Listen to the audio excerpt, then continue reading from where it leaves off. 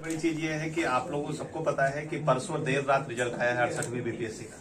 और 68वीं बीपीएससी में Chanakya IAS academy से जैसे हर साल अच्छा रिजल्ट होता ही आया है, इस बार भी बहुत ही अच्छा रिजल्ट आया है। और हमारा प्रयास हमेशा ये रहता है कि हम अपने बच्चों को कैसे तैयार करें मुख्य परीक्षा के लिए, प्रीलिम्स के लिए और इंटरव्यू के लिए। अभी आज यहाँ पर अंजलि प्रभा जी आई हुई हैं। इनको यहाँ पर बुलाने के पीछे मेन मकसद हमारा ये था, जैसा आपने देखा होगा अभी जो कार्यक्रम चल रहा था उसमें जितने भी हमारे अपने इन हाउस स्टूडेंट हैं चाणक्य आईएएस अकेडमी में जो पढ़ाई कर रहे हैं या जो बाहर के स्टूडेंट हैं, उन सबको हमने बुलाया था ताकि हम इनके साथ इंटरेक्शन एक करा सके और उनकी स्ट्रेटजी क्या होनी चाहिए, उनको कैसे तैयारी करनी चाहिए, ये बताना मेन मोटिव था हमारा। अंजलि प्रभा जी आई हुई थी और विद्यार्थियों का उत्साह इतना ज्यादा था कि आप देख रहे थे कि क्वेश्चंस पे क्वेश्चंस लोग पूछे जा रहे थे और सब लोग काफी सेटिस्फाइड हुए, अपना आंसर उनको मिला। लगातार हमारा ये प्रयास रहता है। अभी गया में हमने ब्रांच जो स्टार्ट किया है 3-4 महीने ही हुए हैं। इसके पीछे मेन मोटिव हमारा ये है कि हम गया ब्रांच से और गया से ज्यादा से ज्यादा स्टूडेंट्स को सफल बनाना चाहते हैं और उसमें हमने काम स्टार्ट कर दिया है। इस बार भी रिजल्ट जो आया है उसमें गया ब्रांच से मतलब कई सारे स्टूडेंट हैं जिन्होंने क्वालिफाई किया है। और जैसा कि अभी अंजलि जी भी बता रही थी कि कोचिंग का चुनाव करते समय 2-3 चीजों का ध्यान रखना बहुत जरूरी है और जो चीजें ये बता रही थी वो already Chanakya IAS academy follow कर रही है।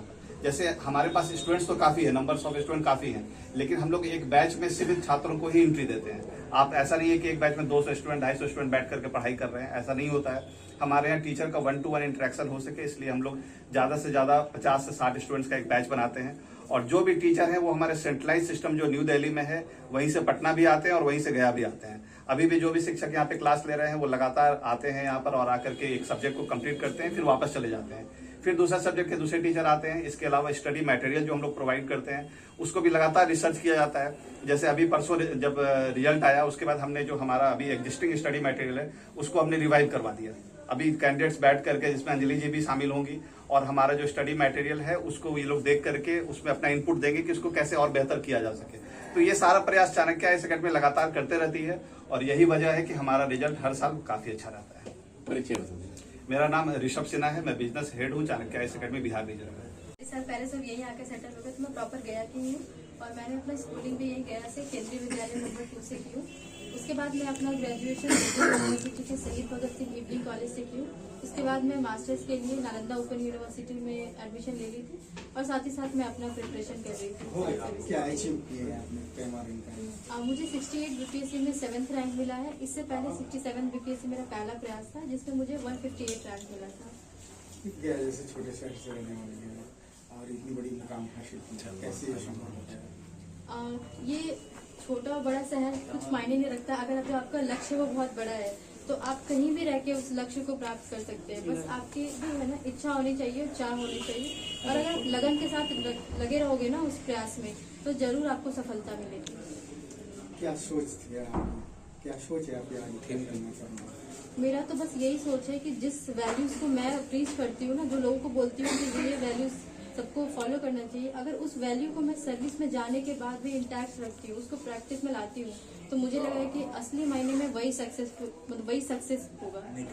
चाणक्य के बारे में क्या कहना चाहते हैं? चाणक्य एक बहुत ही रेप्यूटेड इंस्टीट्यूट है और हर जो यूपीएससी और बीपीएससी में बहुत अच्छा परफॉर्मेंस देते हैं। मैं बस यही बोलूँ कि आप कोचिंग में आओ ना तो आप ध्यान रखो कि टीचर के साथ आपका इंटरेक्शन कैसा है। अगर अच्छा इंटरेक्शन रहेगा ना तो आपको मतलब हर मोड़ पे वो आपको सपोर्ट करेंगे और आपका जो ये रास्ता है वो थोड़ा सरल हो जाएगा।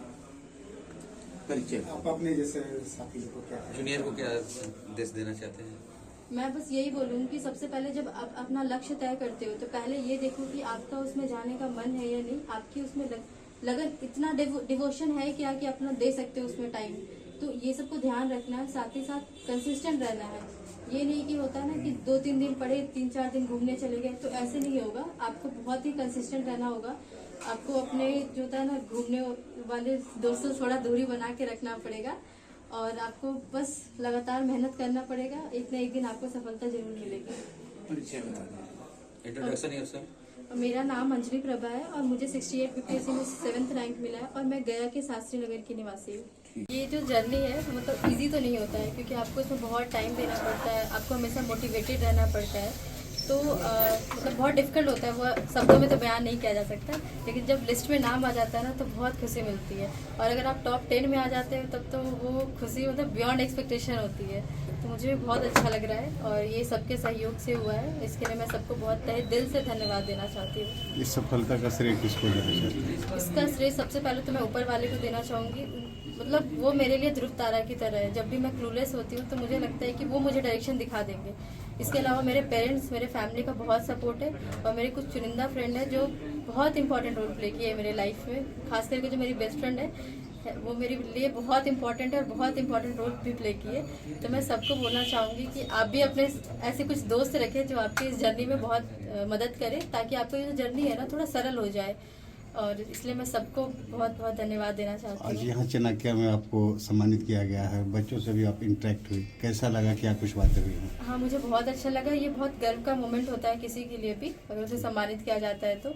और मैं एक बात बोलना चाहूँगी, अगर आपको किसी कोचिंग में इनरोल करना है ना तो एक बात का ध्यान रखिए कि ऐसे कोचिंग में जाइए ना जहाँ पर बच्चे कम हो। क्योंकि अक्सर देखा जाता है ना, अगर भीड़ भाड़ वाले कोचिंग में आप जाते हो तो आप पे बिल्कुल ध्यान नहीं दिया जाता है। तो आप ऐसे कोचिंग को सेलेक्ट करो जहाँ पर कम लोग हैं, ताकि जो टीचर के साथ आपका इंटरेक्शन है वो ज़्यादा रहे। और मुझे लगता है यहाँ पर वो माहौल आपको मिल सकता है। तो आपको भी इस बात का ध्यान रखना चाहिए। Thank you.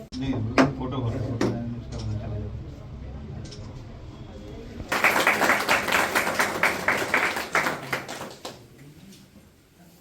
रैंक लाया, इसके लिए आज सम्मान समारोह रखा गया, क्या कहना चाहेंगे और भी स्टूडेंट्स के लिए? मैं तो सभी से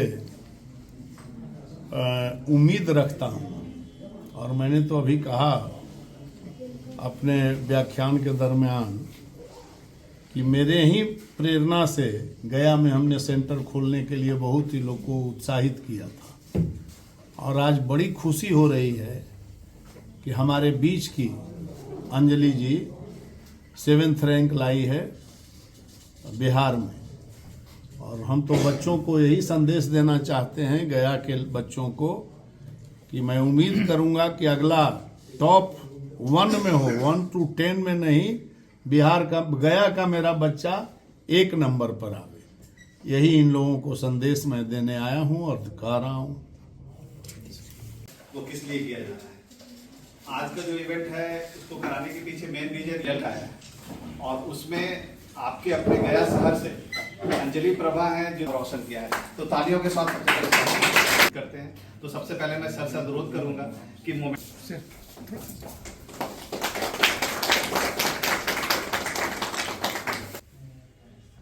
मुख्य अतिथि कहिए या इस इवेंट के मुख्य किरदार अंजलि के व्यवस्थापक और तमाम उपस्थित छात्र छात्राएं, बड़ी खुशी होती है। और प्रयास किया था जब दिल्ली में इन लोग का सेंटर चल रहा था, साथ से हमने कहा था कि अगर बिहार में आप आते हैं तो गया में चल रहा था, पटना में और 2 सेंटर ये लोग खोले। तो पुनः मैंने